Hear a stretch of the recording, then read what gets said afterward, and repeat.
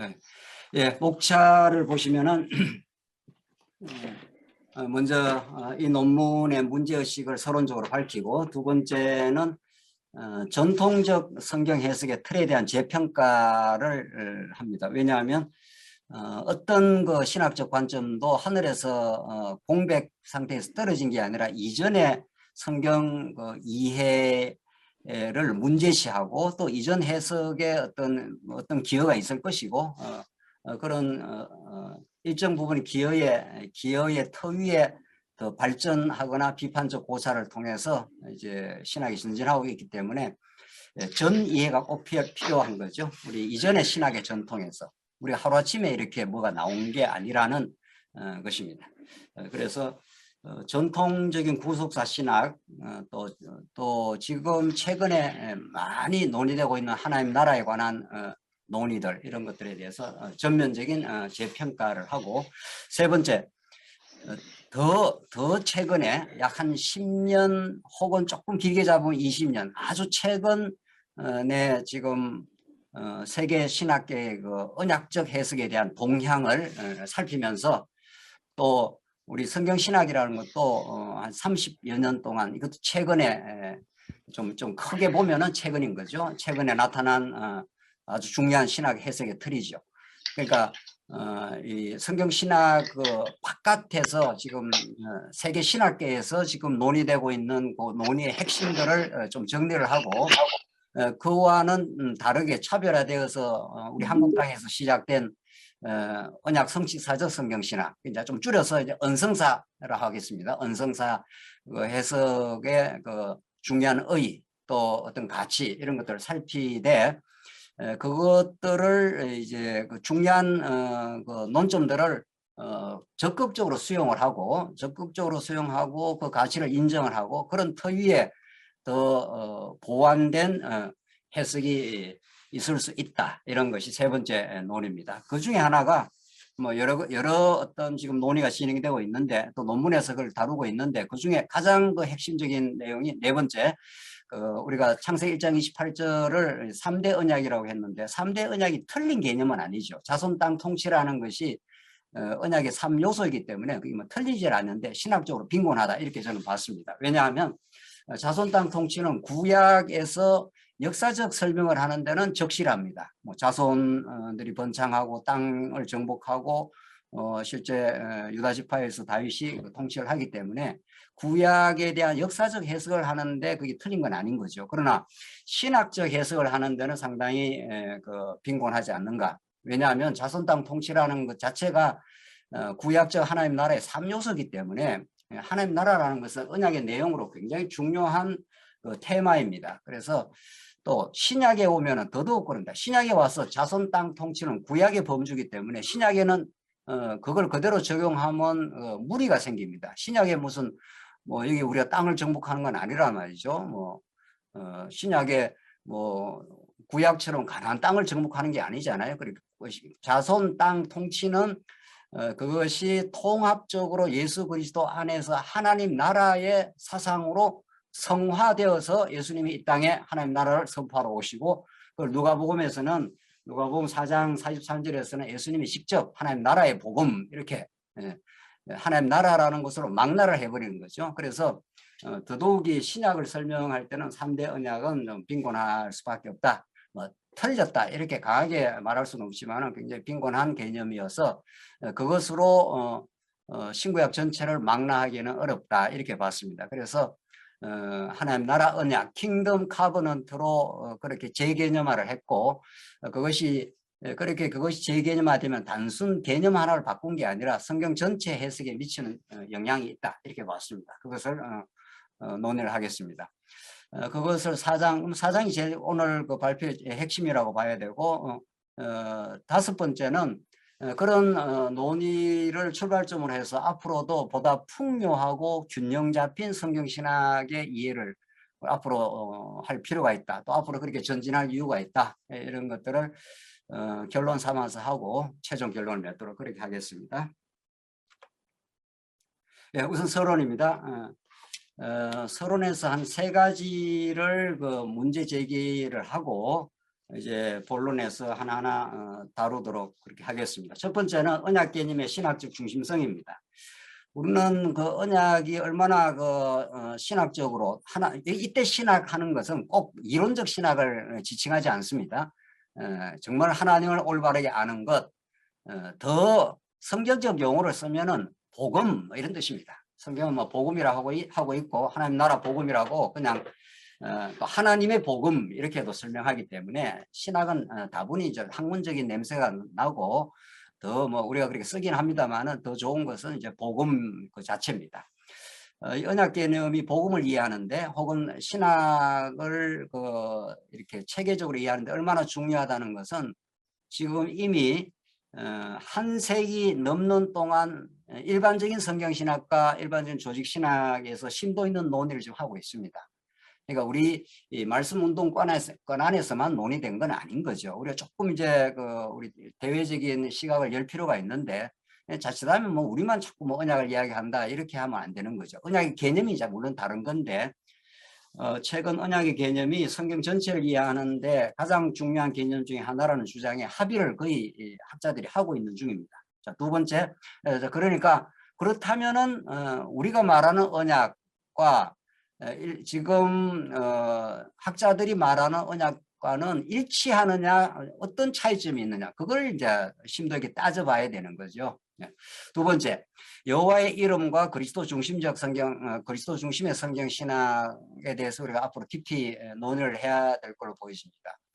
여호와라는 이름도 거의 대다수 구약학자들은 여호와 이름의 그 신학적 중요성을 주목하고 있습니다.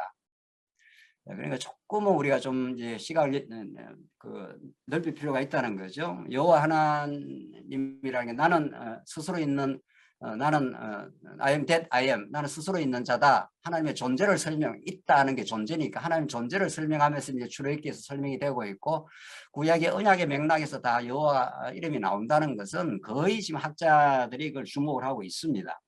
자, 문제는 그럼에도 불구하고 문제는 성경 전체의 언약적 선대를 통해서 그리스도와 이제 그 연계를 어떻게 하느냐 이것은 지금도 숙제로 남아 있는 거죠. 그리고 주로 구약학자들은 여호와 이름의 고유한 가치를 굉장히 강조를 하고 있는 편이고 또 최근에 복음을 많이 강조하는 학자들 진지한 그 설교가들은 그리스도 중심 해석이라는 것은 이미 보편화되어 있습니다. 성경 전부가 그리스도 중심 해석을 해야 된다. 그러면 여호와 이름하고 그리스도하고는 어떻게 그 연결을 하고 그 관계를 어떻게 지을 거냐 이런 것들이 이제 심도 있게 논의가 돼야 되는 거죠. 그래서 이제 본론에서 그걸 더 심도 있게 다루도록 이제 하겠습니다. 세 번째, 이제 3대 언약으로 성경 전체를 구조화해 왔고 그게 오랫동안 그렇게 그 작업을 해온 거죠. 그러나 제가 앞에서도 서두에서 말씀드린 대로 3대 언약이 아주 틀린 개념은 아니지만 그것으로는 신학적 빈곤성을 드러내고 있기 때문에 그 세 가지 요소가 하나님 나라를 지칭하고 있기 때문에 너무도 적확하게 하나님 나라 언약으로 하면은 킹덤 카버넌트로 하면은 구약의 아브라함 언약으로부터 시작되는 이스라엘 나라는 구약의 모형적 하나의 나라인 거죠. 다윗 왕국으로 성취가 된 거고 그것은 다윗보다 더 우월하신 예수 그리스도가 이 땅에 오셔서 예수님이 직접 회개하라 천국이 가까이 왔느니라 하나님 나라가 가까이 왔느니라 이렇게 천국으로도 표현하고 하나님 나라도 표현하기 때문에 이거는 뭐 지금 복음서를 이해하는 사람들은 이거는 뭐 상식이 돼 있는 거죠. 예수님이 하나님 나라에 대한 메시지가 복음서에 아주 도배질을 하고 있다. 뭐 이런 이야기를 많이 하고 있는데 뭐 우리는 너무 그동안은 이제 그 하나님 나라를 애초에 언약의 내용으로서 성경 개론에 조금 취급을 했다가 그 후에는 그것마저도 이렇게 없애버렸습니다. 그래서 구속도 많이 쳐내고 하나님 나라도 그렇게 별반 주목을 하지 않았던 거죠. 그리고 이제 언약 성취의 골격을 강조해 온 거죠. 언약 성취의 골격이야 너무도 중요한 거지만 그래서 언약의 내용으로서 하나님 나라가 충분히 조명이 되지 못했다 이렇게 보여지고 자 오늘 제 논문에서는 1장 28절만 주목하는 게 아니라 창세기 1장부터 3장까지 전체가 하나님 나라 사상으로 완벽하게 구조화되어 있다. 이것이 이제 그 중요한 그 포인트입니다. 창세기 1장 28절이 그 구심점인 건 사실이지만은 창조로부터 시작해서 창조는 하나님이 통치하시고 그 하나님 나라 통치를 통해서 드러내실 하나님의 위대하신 존재와 속성을 드러내시는 건데, 아담을 지을 때 이미 형상으로 짓지 않습니까?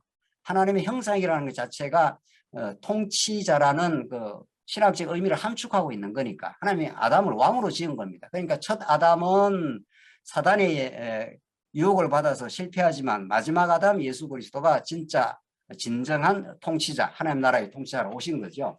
자, 그렇게 해서 그 형상이라든가 이제 본문에서 말씀드리겠습니다만은 창세기 1장부터 3장 내용이 신구약 전체에 드러나는 하나님 나라 복음의 다양한 요소들을 너무도 구조적으로 짜임새 있게 하나하나가 그렇게 설명하고 있습니다.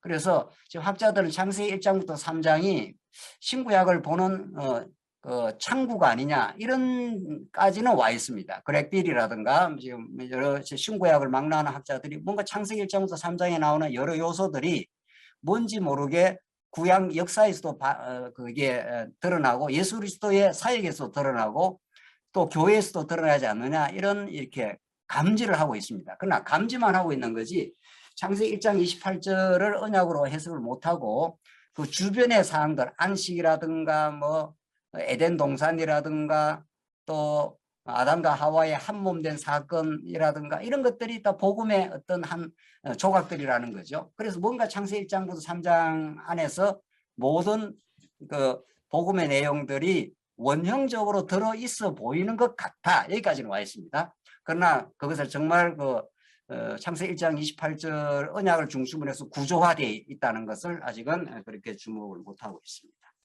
그래서 이번에 그 미국에서 발표한 내용은 이제 셋째 이 부분을 이제 집중적으로 거론해서 이제 발표를 했고 여러 가지 토론이 많았습니다. 예. 이제 두 번째 이제 지금 우리가 논의하는 이제 그 언성사 성경신학, 또 제가 조금 더 지금 보완하고 있는 그 언약의 개념이 하나님 나라 언약으로 봤을 때 더 풍요하게 보인다는 이런 지금 우리가 해석을 하기 이전에 전통적 성경 해석의 틀에 대해서 재평가가 필요합니다. 그러니까 이전에 어떤 신학의 역사가 있었고 전통이 있었고 그것을 하나님도 섭리를 하신 거죠. 또 그 섭리 가운데 성경에 총체적이진 않지만은 아주 중요한 부분들을 드러낸 것도 사실이죠. 그러니까 이전에 우리 교회가 있었고 이전에 믿음의 선진들이 있었던 거죠. 종교개혁자들이 있었고 종교개혁 교회가 있었던 거죠. 그런 것들을 너무 배관시하거나 또 그걸 우리가 종래에 너무 과격하게 비판을 함으로 오히려 우리가 서 있는 입지를 약화시킨 면도 없지 않아 보입니다. 그래서 기여가 있었다는 것도 충분히 잘 이해할 필요가 있고 역시 또 문제점이 있는 거죠. 첫 번째, 구속사적 성경 이해입니다. 법정적 칭의 개념을 통한 구속사적인 틀의 그 탄생이 루트를 통해서 있었던 거죠. 그래서 로만 가톨릭의 공로 구원론과 거짓 교회론을 강력하게 비판하고 나왔기 때문에 이것만 해도 굉장한 그 영혼의 갈증을 푸는 샘터가 된 건 사실입니다. 죄와 구속이라는 것이 그렇게 간단한 주제는 아닌 거죠. 로만 가톨릭은 인간이 전적 타락하지 않았다고 보기 때문에 그리스도 사건이 절대적이지 않는 거죠. 그리스도의 구속 사건이. 그러나 루터만 하더라도 하나님 앞에서 전적인 죄인임을 노예 의지를 가지고 하는 것마다 다 범죄라는 그런 죄에 대한 깊이 있는 통찰을 했기 때문에 구속에 대한 말할 수 없는 감격이 있는 거죠. 물론 그 이제 구속사적인 논리이기 때문에 이제 전체를 망라하기는 어렵지만은 이건 그야말로 그 시대에는 혁명이고 지금도 우리가 언약 언성사 성경 신학을 한다 하더라도 이 그 죄에 대한 깊이 있는 인식과 구속에 대한 말할 수 없는 그 놀라운 그 감격, 그걸 놓치고 과연 언약적 설명이 가능할까? 저는 가능하지 않아 보입니다. 그래서 이 구속사적 틀이 신학적으로 한계가 있는 것은 사실이지만 정말 그 죄인의 심령으로 성경을 본다는 거, 우리 목사의 눈으로 성경 볼 때 안 보인다는 게 지금 사실 아닙니까? 자꾸 가르치려고 성경 보니까 성경에 뜨거운 복음이 잘 안 드러날 수가 있는 거죠. 정말 그 루터가 뼈저린 그 죄인의 심령으로 하나님께서 낮추었고 십자가의 구속이라는 그 통해서 하나님의 그 놀라운 사랑을 확증한 것이 사실입니다. 그것이 16세기 구라파를 덮었던 그런 종교 개혁의 강력한 원동력입니다. 자, 그럼에도 불구하고 이제 거기서 이제 고전적 언약 신학이 나오는 건데, 이 언약 신학, 고전적 언약 신학이 이제 구속사적 틀 안에서 언약을 설명한 케이스인 거죠. 그러니까 생의 언약을 아담이 타락하고 나서 은혜의 언약을 줬다. 창세기 3장 15절에 나오는 지금까지 구속사에서 원복음이라 하는 여자의 후손이 와서 뱀의 머리를 부순다고 하는, 거기서부터 이제 언약을 설명한다는 거죠. 그러나 그건 이제 언약적으로는 아주 미진한 거죠. 우리는 타락 이전에 하나님께서 창세 1장 28절에서 이미 하나님 나라에 관한 언약을 아무 조건 없이 아담을 짓자마자 하나님께서 약속을 한 거죠. 우리가 자식한테 뭐 아무 조건 없이 너는 내 아들이라 이렇게 한 거나 마찬가지예요. 더 궁극적으로 말해서 이미 창세 전에 하나님께서 예수 그리스도 안에서 우리를 예정하사 영원한 언약을 맺으신 거죠. 그러니까 고전적 언약 신학은 상당히 그 구속사적 틀 안에서 언약을 설명하기 때문에 이 거꾸로 된 거죠. 언약의 틀 속에서 구속을 설명해야 되는데, 이거는 구속사라는 패러다임 속에서 언약을 자리매김했기 때문에 거꾸로 된 거죠. 가구 안에다가 이제 집을 넣는 꼴이 되었다. 그래서 우리가 잘 알고 있는 이 신인 이원론적, 아담이 타락하니 하나님이 은혜 언약을 줬다, 이런 거죠. 그건 아닌 거죠. 하나님께서 이미 아담과 언약을 맺으시고 그 언약에 하나님이 얼마나 신실하시고 정말 언약적 사랑, 헤세드의 하나님인가를 깨닫게 하기 위해서는 그걸 찬양케 하기 위해서 불순종 가운데 율법을 줘가지고 가두었다, 이런 거죠. 은혜를 찬미하게 하려고 하나님께서 선악과 율법을 줘가지고 가두신 거죠. 그러니까 이게 이제 우리 그동안 우리 언성사 성경신학에서 아주 혁명적인 포인트인 거죠. 네. 이거는 그야말로 정말 이 시대에 하나님께서 드러내 주신 놀라운 그 은혜의 사건인 건 사실입니다. 네, 그래서 이 전통적인 구속사는 정말 그 복음의 그 측면이 분명히 있는 건 사실이고, 또 그것이 조금도 훼손될 이유가 없고, 오히려 그 언성사라고 하는 그 성경의 전체 구조 속에서 제대로 자리매김이 되고 정말 뜨거운 복음으로 구속의 사건이 전달될 이유가 있고, 예수님이 죄인을 부르러 오신 거죠. 그래서 이것은 여전히 이제 한계는 있다. 언약적 계시 구조 전체를 보지는 못했다 하는 걸 잘 알고 있는 내용입니다. 그다음 두 번째, 이건 좀 충분히 논의가 되지 않은 건데, 이제 구속사에 대해서는 우리가 우리 말씀운동 권한에서 많이 이제 비판을 해왔는데, 하나님 나라 중심의 해석도 구속사 못지않게 오히려 최근에는 더 많이 강조되고 있는 겁니다. 사실은. 하나님 중심의 해석. 이건 20세기 초중반에 등장한 중요한 신학의 개념이죠.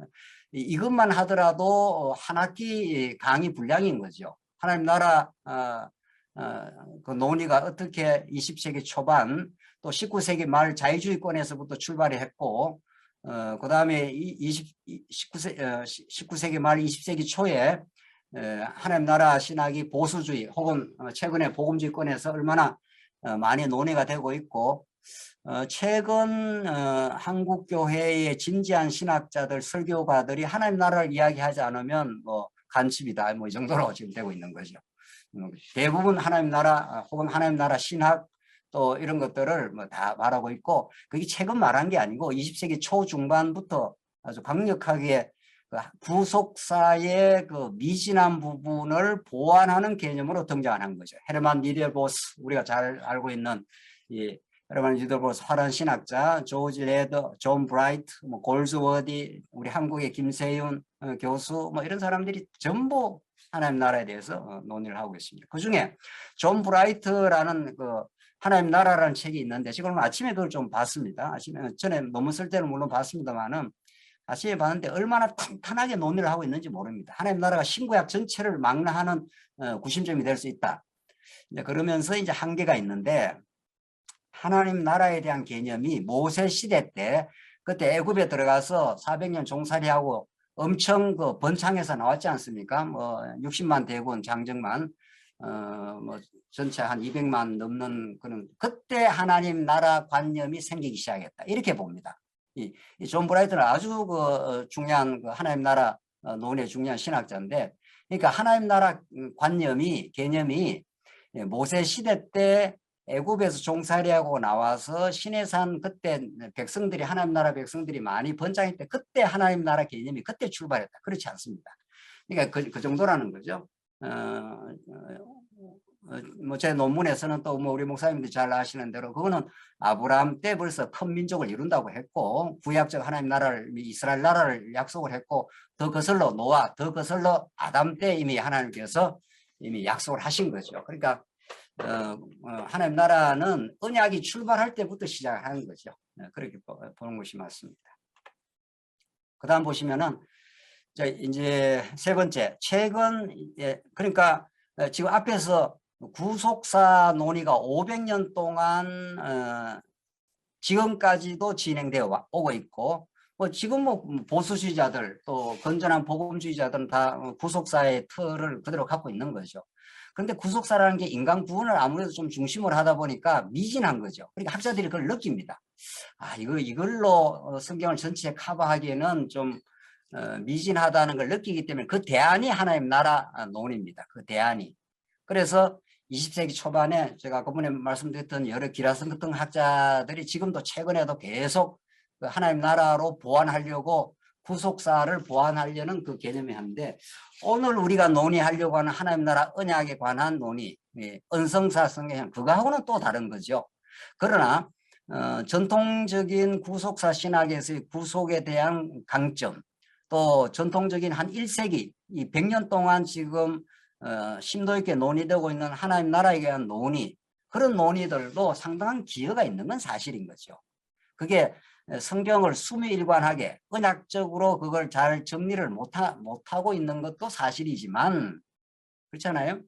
그 사람들이 얼마나 많이 제가 여러 지금 학자들 그 책을 보고 골조어디 책도 보고 뭐 존 브라이트 책도 보고 등등등등 보면서 이 사람들이 상당히 그 탄탄하게 신구약 전체에 나타나고 있는 하나님 나라 사상을 잘 드러내고는 있구나. 그러나 아까 전에 말씀드린 대로 뭐 모세 시대부터 출발했다라든 또 대부분 그 하나님 나라 논의는 신약 학자들이 많이 논의하고 있습니다. 구약 학자들은 상대적으로 굉장히 적은 거죠. 근데 과연 그런가 이런 거죠. 과연 신약에서는 명시적으로 드러나고 있지만은 구약에서는 이미 모형적 하나님 나라에 대해서 너무도 많이 드러나고 있는 거죠. 그래서 이것이 다 새롭게 보완될 이유가 있다. 그런데 중요한 거는 세 번째, 최근 언약적 그 해석이 계속 지금 논의되고 있는 그 중에 제가 몇 가지만 설명하고 이런 것들은 조금 더 전문적이기 때문에 오늘 다 발표할 시간도 되지도 않고 다음에 또 어떤 기회가 주어지면은 조금 더 한 사람 한 사람 더 심도 있게 다룰 수는 있습니다. 덤브렐이 있는데 덤브렐은 신구약 전체를 통으로 봐야 된다. 이런 그 호주 학자입니다. 제가 그 호주 학자하고 직접 만나가지고 그 집에 가서 토론을 했는데 저는 창세기 1장을 굉장히 중시합니다. 1장부터 하나님 나라 언약에 대한 사상이 있지 않느냐, 언약적 개념이 있지 않느냐. 이 사람은 이제 창세기 2장이 자기는 더 중요하게 생각한다. 뭐 이렇게 하면서 신구약 전체를 이제 보려고 하는 중요한 학자 중에 한 사람이고, 그 사람은 이제 창조 언약을 강조합니다. 두 번째, 젠트리와 웰럼, 슈라이너 이런 사람들이 최근 지금 논문을 써대고 지금 책을 좀 쓰는 학자입니다. 젠트리와 웰럼은 굉장히 주목할 만하고 책 제목이 언약을 통한 하나님 나라 이렇게 되어 있습니다. 책 제목 자체가 이게 번역이 되어 있는데 이런 것들이 고전적 언약 신학을 넘어서려고 하고 고전적 언약 신학에서는 하나님 나라 사상 논의가 거의 없습니다. 그건 별도로 논의하고 있는 중이죠. 자, 그러다 보니까 이 사람들은 언약을 통한 하나님 나라 책 제목이 그래서 엄청나게 지금 그 논의가 진행되고 있습니다. 그다음에 이제 클라인이라는 학자는 이미 창세기 1장부터 3장에 하나님 나라 사상이 들어있다. 그 하나님 나라 사상이 나중에 나타난 개념이 아니고 이미 창조 시부터 하나님 나라 사상을 전제로 봐야 된다, 이런 학자고, 톰 라이트 같은 학자들도 하나님 나라를 굉장히 강조하면서 창세기 1장 28절이 인간에게 준 소명 언약이다, 뭐 이렇게 해서 빗나가고 있습니다. 이런 지금 거론한 학자들이 지금 신학을 공부하는 사람들은 다 익숙한 학자들이고 다 한계가 있는 겁니다. 이제 3-2 보겠습니다. 언약 성취사적 성경신학의 주제와 구제의 중요성. 이건 우리 목사님들이 익히 잘 알고 있는 부분이기 때문에 제가 자세하게 논의는 하지 않고 대전제로 제가 받아들이고 그걸 보완하도록 하겠습니다. 우리가 언성사 성경신학은 분명히 이 시대의 구속사 신학을 뛰어넘는 중요한 언약적 구조와 또 하나님의 그 살아계심과 속성을 통일성 있게 정리를 한 신앙이었나 분명하다고 봅니다. 이 부분에서 조금 더 저는 인색할 이유가 없다고 보고 더 발전시켜 나갈 그 이유가 있지, 그것을 그 의미를 삭감하거나 그럴 이유가 전혀 없습니다. 그래서 이 언성사 성경신학의 언약적 통일성, 또 언약적 구조, 이런 것은 굉장히 그 견고하고 또 구속사적인 그 한계를 뛰어넘어서 타락 이전의 언약 개념을 보고, 물론 3대 언약이 좀 미진하긴 합니다만은 그래도 어쨌든 구약 전체를 전부 망라하는 개념이 분명하고 또 신약도 그리스도 중심으로 잘 설명을 하고 있어 보이긴 합니다. 그 문제는 그동안 그 이론적인 것도 보완을 해야 되고 또 그렇게 너무 이론적으로 정리를 자꾸 하는 것이 보편화되다 보니까 그게 교회 안에서는 생명의 말씀으로 복음 그 자체로 정리되기보다는 자꾸 성도님들한테 너무 신학화된 이론으로 정리되면서 우리 영적 생명력을 북돋우는 어려움이 되지 않았는가, 저는 그렇게 보여지고 또 신학적으로도 분명히 보완할 점이 있다고 보여집니다. 그래서 3-3이 하나님 나라 언약에 보완된 관점인데, 첫 번째 보십시다. 한쪽 갈로 1번 언성사의 중요한 핵심, 즉 여호와 하나님의 언약 성취의 역사성과 계시적 통일성을 저는 그 발전적으로 개성해야 된다고 그렇게 보여집니다. 지금까지 상당히 그 잘 논리적으로 정리된 것을 잘 받아들이고 무엇이 더 미진한가, 어떤 것들을 더 보완해야 우리가 신학적으로나 복음적으로 더 풍요하게 될 수 있는가, 이런 거죠. 두 번째, 언약 성취의 과정에 구속사의 중요성을 확인하고 정당한 자리매김을 한다. 그래서 구속사를 자꾸 언약 성취사와 대치 개념으로 봐가지고 언약 성취사를 받아들이면, 언성사를 받으면 구속을 마치 이렇게 배타해야 되는 그런 분위기가 사실은 많았고, 그렇게 하다 보니까 그리스도의 십자가 사건도 그렇게 강조한 적이 별로 없습니다. 그러나 사도 바울의 서신을 보면은 바울 서신은 전부 언약을 전제로 합니다. 전부 언약을 전제로 해서 하되 구체적인 내용을 설명하는 데는 십자가 사건, 예수 그리스도가 화목 제물 대심, 그리스도의 속량, 그로 말미암아 이루어지는 그리스도 안에서의 화목, 이런 것들이 너무 로마서 고린도서에 풍요하게 나옵니다. 도대체 그걸 어떻게 설명할 거냐는 거죠. 그걸 사실은 따지고 보면 언약 성취사는 큰 골격이고 그 내용은 십자가 사건이고 부활이고 하나님 나라고 그런 거죠. 그래서 십자가 복음이 고린도전서에 이 사도 바울이 그 십자가에 관한 그 진리를 강조하지 않습니까? 이게 십자가에 대한, 십자가를 통해서 드러난 하나님의 그 언약적 사랑, 그것이 우리 내면 안에 새 언약의 성취로 신비에 새겨지지 않으면 교회는 분열과 갈등을 하게 돼 있는 거죠. 왜냐하면 자기 자랑을 하게 돼 있는 거예요. 고린도 교회가 그런 거죠. 분열, 시기, 송사 뭐 이런 것들이 그게 다 십자가를 통해서 드러내신 하나님의 크신 은혜와 사랑, 또 십자가는 하나님의 복음 앞에 순종을 낳는 것이니까, 그러니까 이론적인 신학적인 논의만 자꾸 발달이 되지 하나님의 통치하심과 그의 십자가로 드러난 그 하나님의 앞에서의 그 순종 사건은 우리 말씀운동에서 그렇게 많이 강조되지 않았다고 보여집니다. 그러나 사도 바울은 그걸 고린도 전서 앞부분에서는 십자가를 강조하고 마지막 15장에서는 부활을 강조하기 때문에 그것이 충분히 자리매김이 돼야 된다. 또 성경이 그렇게 정언을 하고 있습니다. 그래서 이 언약 성취사 속에는 성전 혹은 구속 사상이 반드시 포함됩니다. 그 죄 많은 인생들이 성전이 필요한 거죠. 이스라엘 백성들이 애굽에서 건져내기 때문에 그들은 율법을 갖다 대면 죄가 다 폭로되는 거죠. 그러니까 성전은 죄인들에게 필요한 거란 말이죠. 그리고 죄가 많이 드러날수록 성전에서 여호와 하나님의 크신 은혜와 그 용서를 경험하게 된 거죠. 그래서 이런 성전 사상 혹은 구속 사상은 이 언약 성취사의 핵심이라고 봐야 되는 거죠. 그래서 타락과 구속, 이 죄와 구속은 하나님의 자기 계시에 너무도 중요한 방편이고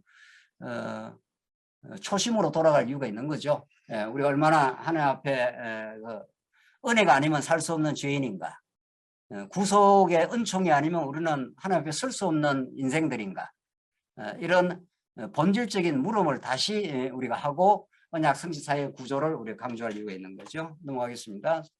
세 번째, 전통적 하나님 나라 중심의 해석의 기여를 확인할 필요도 있습니다.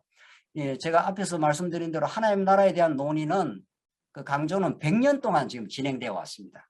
헤르만 리덜보스부터 시작해서 지금 등등등등 골드워디 뭐 등등 지금도 계속 강조되고 있는데, 그러나 그분들이 말하는 하나님 나라는 기껏해야 모세 언약까지 올라간다든가 겨우 뭐 아브라함으로부터 뭐 좀 시작하는 경우도 있고, 그러나 그것이 언약하고 결부를 못 시키고 있습니다.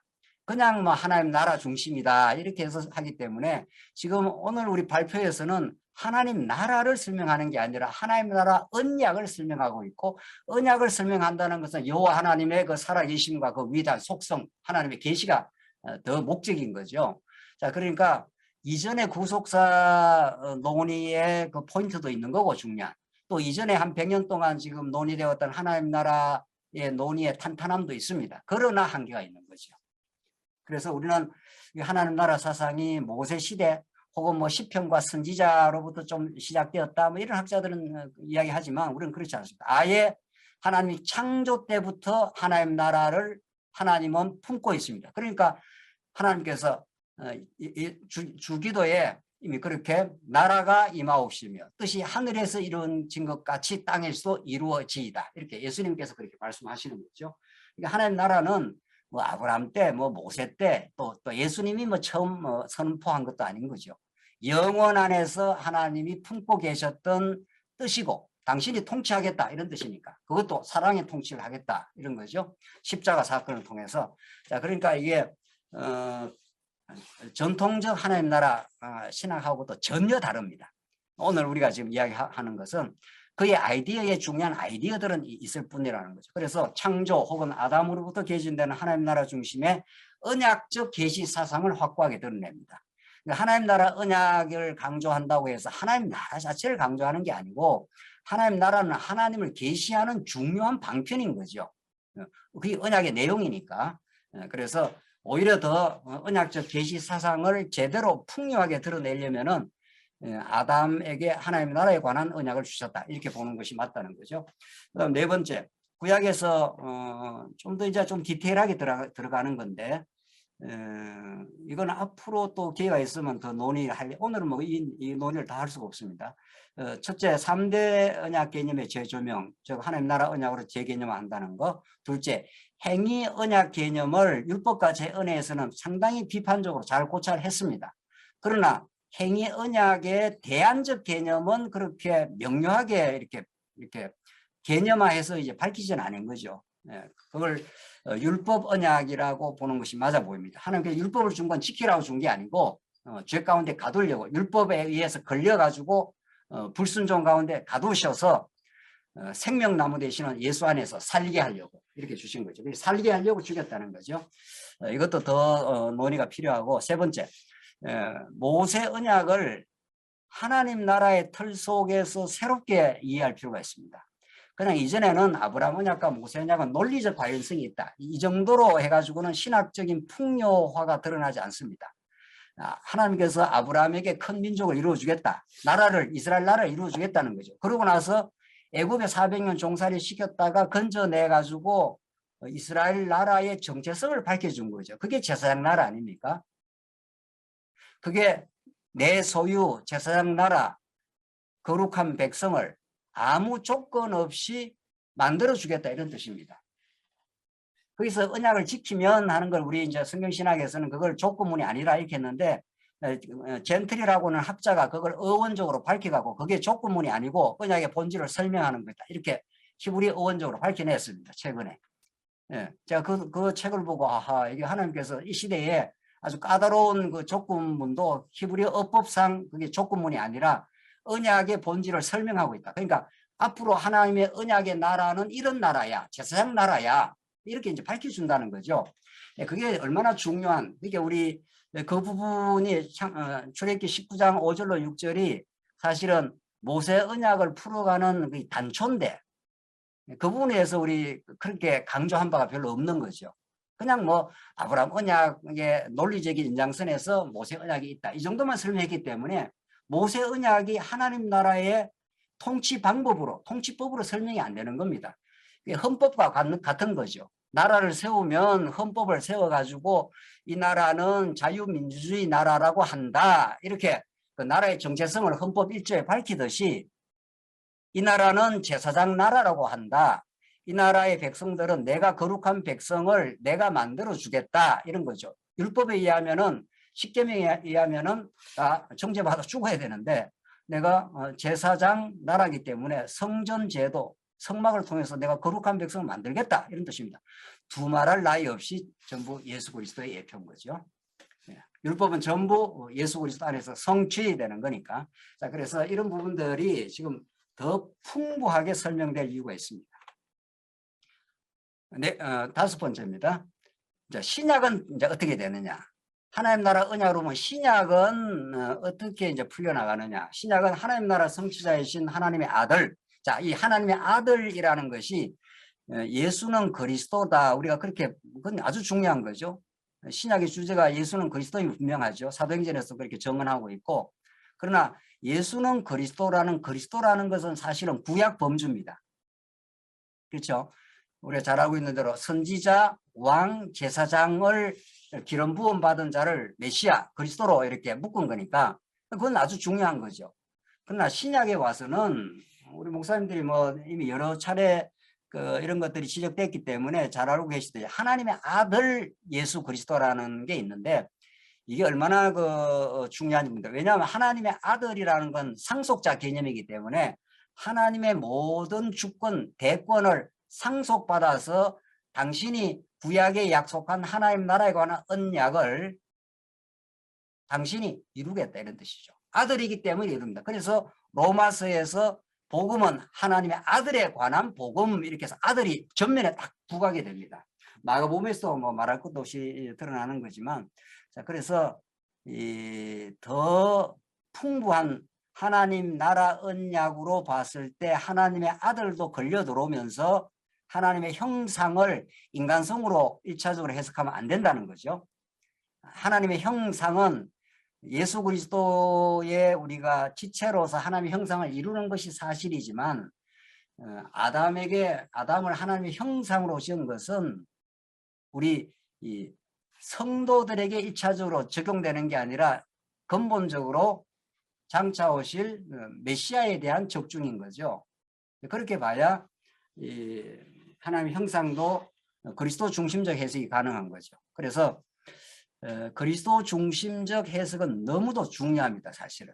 신구약 전부가 구약에 이것이 내게 대하여 증거하는 것이라 했기 때문에 그래서 그동안 좀 약화되어 설명했던 그리스도 중심 사상을 부각시키되 하나님 아들에 관한 논의는 너무도 풍부하게 설명될 필요가 있고 더 나아가서 성령 하나님도 하나님 나라와 관련해서 풀어가야 하나님 나라로서의 교회론이 더 제대로 설명이 되고 하나님 나라는 성령 안에서 의와 평강과 희락이니까 그것이 우리 교회 안에서 이루어질 나라의 모습이라 이렇게 볼 수 있습니다. 그래서 성령론도 하나님 나라와 관련시켜 풀어갈 때 훨씬 더 전에 뼈대를 살려나가되 훨씬 더 풍요하게 설명이 될 수 있다 이렇게 보여집니다. 뭐 너무 오래 할 수가 없고 조금만 더 하고 그렇게 좀 질문도 하고 토론할 수 있으면 좋겠습니다. 자, 네 번째, 이 하나님 나라 언약을 이렇게 이제 우선 큰 틀에서 좀 정리를 하면은 성경 전체 해석에 미치는 점이 있다는 거죠. 우선은 구약 해석에 미치는 점인데 이것도 오늘 그냥 개략적으로만 정리를 하겠습니다. 우선 창세기 1장부터 3장 해석의 새로운 지평을 열어줍니다. 이건 분명해 보이는데 우선 1장에서 6일 창조 자체를 자꾸 강조하지만은 하나님은 6일 창조의 클라이막스에 아담을 지음으로 아담을 하나님 나라 하나님의 형상으로 지음으로 6일 창조가 뭐를 지향하고 있다. 아담을 하나님의 형상 혹은 하나님 나라의 통치자로 지어서 만물을 다스리라 하지 않습니까? 그렇기 때문에 6일 창조가 지향하는 목적이 있습니다. 궁극적으로 목적은 자기 계시고 직접적으로 지향하는 건 내가 6일 창조 바탕을 통해서 하나님 나라를 내가 건설을 하겠다. 이게 분명해 보입니다. 그래서 하나님은 아담을 통치자로 세우셔서 그 하나님 나라에 관한 언약을 창세기 1장 28에서 한 거죠. 그리고 그 나라를 풍요한 나라로 만들기 위해서는 씨 맺는 양식을 주겠다 이런 건데 그 씨 맺는 양식이 제라인데 그게 생명입니다. 그러니까 하나님 나라는 생명하고 불가분의 관계가 있습니다. 그래서 나중에 톨레도시라는 계보가 얄라다가 전부 다 이게 낳는다 뜻 아닙니까? 낳고니까 그게 다 생명을 잉태하고 있습니다. 그러니까 하나님 나라는 생명과 무관하지 않습니다. 이론이 아니라는 거죠. 개념이 아니라는 거죠. 그러니까 이 하나님 나라 양식이 씨 맺는 양식이기 때문에 그게 생명의 양식 대신 예수 그리스도를 예표하고 있고 예수님이 내가 하늘로부터 온 산떡이다 양식이다 이렇게 말하고 있는 중이죠. 예수님이. 그래서 1장에서 그렇게 말하고 2장으로 넘어가도 안식이 나오고 안식은 하나님 나라의 가장 뚜렷한 징표입니다. 하나님이 통치하시면 그 안에 모든 존재자들이 제자리로 내려가고 평강을 얻습니다. 그러니까 타락이라는 것은 피조물의 자리에서 신의 자리로 올라가겠다고 하는 데서 생긴 질서의 파괴고 거기에서 평강을 잃어버리는 거죠. 안식은 예수님이 다시 오셔서 하나님 나라의 왕으로 등극하시면 모든 새로운 그의 통치 속에 자리매김이 되겠죠. 에덴 동산 마찬가지고 선악과 율법 언약도 마찬가지고 그 하나님 나라의 그 법들입니다. 죽이고 살리고 하겠다는 거죠. 때리고 싸매고 하겠다는 거죠. 그래서 하나님 나라의 그 은혜를 내가 이렇게 드러내겠다. 내가 살리려고 내가 죽이겠다 이런 거죠. 이 그 상대적 개념을 성경은 처음부터 끝까지 쓰고 있는 거죠. 빛과 어둠, 남자와 여자, 사망과 생명, 때리고 싸매고 십자가와 부활 이런 식으로 그런 식으로 절대적 하나님의 그 은혜와 사랑을 하나님은 상대적 개념을 통해서 드러내겠다. 이게 우리 선악과와 생명 남은 거죠. 이건 두말할 나위 없이 예수 그리스도의 예표인 거죠. 예수님의 십자가의 죽으심과 대속의 죽으심과 3일 만에 부활의 생명인 거죠. 그러니까 성경은 우리가 정말 너무 쉬운 거죠. 알고 보면 전부 예수 그리스도를 가르쳐주고 있는 거죠. 짐승의 이름 짓는 것도 통치권의 시행이고 아담과 하와가 결혼하는 것도 하나님 나라의 행복한 모습이고 타락은 하나님 나라의 상실이고 여자의 후손이 나온 것은 상실된 깨어진 세상에 하나님의 여자의 후손이 와서 뱀을 짓밟아 버리겠다 이런 거죠. 부수고 다시 하나님 나라를 세우겠다 이런 뜻인 거죠. 그래서 창세기 1장에서 3장은 완벽한 하나님 나라 사상으로 하나님 나라 언약을 중심으로 해서 구조화되어 있습니다. 한 구절도 빠져나가지 않습니다. 이것이 이스라엘 역사에서 그대로 반복됩니다. 이스라엘 역사에서도 안식이라는 개념, 타락과 구속의 사건, 회복의 사건, 이스라엘 역사에서 똑같이 반복됩니다. 프랙탈 구조라는 게 물리학에서 있는데 일반 계시에서도 똑같은 사건이 계속 반복된다는 겁니다. 그러니까 지금 물리학자들이 지금 양자역학이라든가 프랙탈 구조를 말하는 사람들이 그 사람들은 하나님의 계시 구조가 어떤지를 모르고 지금 그냥 일반 계시를 말하고 있지만은 성경이 완벽한 프랙탈 구조입니다. 1장에서 3장에서 말하고 있는 것이 이스라엘 역사에서 그대로 반복되고 예수 그리스도 사건에서 반복되고 우리 신약의 교회에서 반복되고 새하늘과 새 땅에서 하나님 나라로서 성전으로서 안식으로서 그대로 반복됩니다. 예. 그래서 뭐 이제 기회가 있으면 한번 물리학과 우리 복음을 한번 대비해서 설명해 볼 필요도 있습니다. 제가 곽경도 우리 집사님하고 한번 이야기를 한 적이 있는데 양자역학은 하나님의 계시를 일반 계시적으로 잘 보여주고 있습니다. 영혼을 시공간을 뛰어넘습니다. 양자역학은 언제든지 저기 있는 것이 여기에 동시적으로 막 발생하는 것이 양자역학인데 물리학자들하고도 얼마든지 우리가 논의가 가능합니다. 자, 그다음 하나님 아브라함 언약과 이스라엘 나라는 너무 잘 드러나고 있고 그다음 모세 언약은 하나님 나라의 통치법입니다.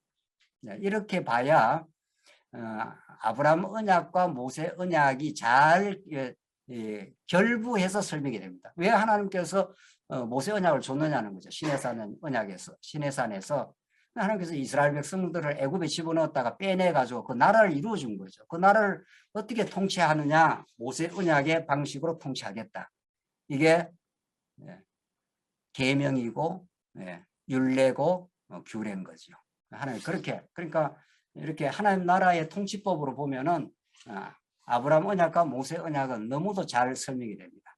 다윗 언약에도 마찬가지입니다. 다윗 언약은 이런 다윗 왕국 아닙니까? 다윗 왕국이 내 집을, 바이트라는 게 성전이니까 내 집을 통해서 영원히 그 왕위가 망하지 않는다. 그러니까 성전 사상이 다윗 언약 속에 들어 있습니다. 그러니까 하나님 나라와 성전은 불가분리합니다. 그게 예수님 안에서 그대로 이루어진 거죠. 예수님이 하나님 나라로 오실 뿐 아니라 성전으로 오셔서 십자가에 죽으시고 3일 만에 부활하심으로 성전이 되신 거죠. 그러니까 우리와 다 그에 붙은 바 된 성전이 되는 거니까. 그러니까 언약 전에는 이제 언약이 너무 중요한데 그 언약을 풀어서 설명을 해줘야 성도들이 이해가 가능한 거죠. 지금까지 언약의 논리적 통일성은 잘 설명이 됐는데 그것을 풀어서 설명하는 것이 하나님 나라고 풀어 설명하는 게 성전이고 그렇습니다. 그걸 더 풀면은 교회가 풀리는 거죠. 새 언약이 너무도 중요한데 그동안 새 언약에 대해서 그냥 이렇게 점을 찍듯이 그냥 설명만 하고 예레미야 설명할 때 지나갔는데 새 언약에 대해서 충분히 하나님 나라 언약과 관련해서 해석을 해야 신약에서 이제 옛 언약과 대비해서 우리 신비에 새긴 법으로 우리 안에서 순종을 만들어내는 거죠. 그래야 하나님 나라가 이루어지죠. 그래야 기쁨으로 자발적으로 순종을 하게 되고 그때라야 우리는 하나님 나라를 맛보게 되고 우리는 자발적 순종은 새 언약의 성취가 아니면 불가한 거죠. 이건 뭐 앞으로도 더 신약에 미치는 점입니다. 이제 신약은 신약 해석에서 하나님 나라 사상의 구약적 근거가 이제 확실해졌습니다. 복음서와 사도행전은 하나님 나라로 도배질되어 있습니다. 그야말로. 제가 여러분 먼저 보낸 그 글에는 제가 다 인용을 해놨는데 뭐 다 나중에 그 글에 보시면은 마가복음에는 하나님 나라 가까이 왔다. 누가복음에는 하나님 나라 복음이다. 요한복음에서는 물과 성령으로 나지 않으면 하나님 나라를 들어갈 수 없다. 뭐 등등등등 해서 뭐 전부 하나님 나라 사서는 꽉 들어차 있고 더 재밌는 것은 이제 사도행전 1장과 사도행전 마지막 장에서 딱딱 이렇게 하나님 나라의 일을 말씀하시니라. 사도행전 마지막 장에서 예수 그리스도와 하나님 나라를 딱 이렇게 덩치를 시키고 있습니다. 딱 동등하게 설명하죠. 그러나 예수가 그리스도라는 말을 다른 말로 말하면 하나님 나라입니다. 하나님 나라는 것은 지역적이고 어떤 지리적인 개념이 아니지 않습니까? 하나님의 통치를 말하는 거니까 그 통치 아래 특별히 사랑의 통치 아래 우리를 두시겠다 이런 거니까. 그러니까 하나님 나라로 설명하면 하나님의 5대 속성이 가장 잘 설명될 수 있는 거죠. 그리고 성령의 사역과 하나님 나라에서의 교회, 이것도 앞으로 얼마든지 더 풍부하게 설명될 수가 있습니다. 이제 마지막입니다. 지금까지 개략적으로 설명을 했는데 그동안 이렇게 논문을 쓰면서 또 교회에서 강론을 하면서 느낀 그 느낌은 그동안 뼈대는 우리가 상당히 잘 정리가 되어 왔다. 하나님 나라 언약으로 보게 되고 제사장 나라로 보게 되고 우리 신약에서 예수는 그리스도뿐만 아니라 하나님의 아들, 하나님 나라로 보게 되면 굉장히 살이 붙어 나가는 느낌입니다. 훨씬 더 균형이 잡히고 풍요하게 이해될 수 있어 보입니다. 그래서 앞으로 시간이 되는 대로 더 정말 깊이 좀 나누기를 바라고, 우리 종교개혁자들이 개혁된 교회는 언제나 개혁되어야 된다. 저는 이 명제가 우리의 믿음의 선진이었던 종교개혁자들의 주장일 뿐 아니라 항구적으로 또 우리가 다 개혁 프로테스탄트 교회에 있는 우리 모두가 정말 금과 옥조로 지켜야 될 말씀이 아닌가 생각됩니다. 성경만이 절대 무오한 하나님의 말씀입니다. 정확무오합니다. 모든 신학은 역사적 검증 절차를 거쳐서 여기까지 왔습니다. 어떤 신학도 완벽하거나 완전하지 않습니다. 어거스틴을 거쳐 16세기 루터, 칼빈, 주잉거를 거쳐 근대 하이프, 바빙크, 보스를 거쳐 20세기 말에 등장한 은성사 성경신학도 그 가치가 혁혁하게 이때 엄밀한 지금 검증을 거치고 있는 중입니다. 그 엄밀한 검증대에서 누구도 제외되지 않습니다. 세 번째, 이 신학은 신학적 작업일 뿐 아니라 이것은 반드시 교회 안에서 검증되고 그 진리성이 입증될 이유가 있습니다. 오늘 제가 발표에서 시간이 없기 때문에 이 부분이 사실은 제가 정말 강조하고 싶은 부분입니다. 어떤 화려한 신학도, 어떤 대단한 신학이 있다 치더라도 그것은 교회 안에서 검증되고 입증되지 않는 한 아직은 추상적입니다. 종교개혁이 그랬습니다. 종교개혁은 로만 가톨릭 신학이 얼마나 토마스 아퀴나스 신학의 신학 대진이 화려한지 모릅니다. 그게 껍데기인 거죠. 그걸 때려 부수고 아주 기초적이고 초보적인 구속의 진리를 가지고 종교개혁 교회를 탄생시켰습니다. 그러니까 얼마나 토마스 아퀴나스 그 가짜 신학이 화려한지 모릅니다. 이론적으로. 종교개혁 신학은 그런 16세기에 아주 놀라운 교회를 탄생시켰고 그것이 500년 동안 그래도 이끌어 왔습니다. 그러나 이제 한계에 부딪힌 건 사실이죠. 그래서 신학의 엄밀한 검증과 진정한 하나님 나라 그 누림의 자리는 순수한 영혼이 살아 움직이는 교회 현장입니다. 그 교회 현장에서 우리 성도님들이 정말 올바른 신학의 기준을 밝히고 복음을 복음답게 전거해서 정말 우리 교회 생활이 풍요해졌다. 하나님 나라의 기쁨이 있다. 이걸 성도들의 영혼에 입증을 하지 못했다면 아직 신학은 미진한 겁니다. 무언가 구멍이 뚫려 있거나 무언가 순수하지 않거나 둘 중에 하나겠죠. 그래서 영혼의 성숙이라는 교회적 시험대를 신학은 반드시 거치게 돼 있고 이를 거부하거나 나는 그거 상관없다.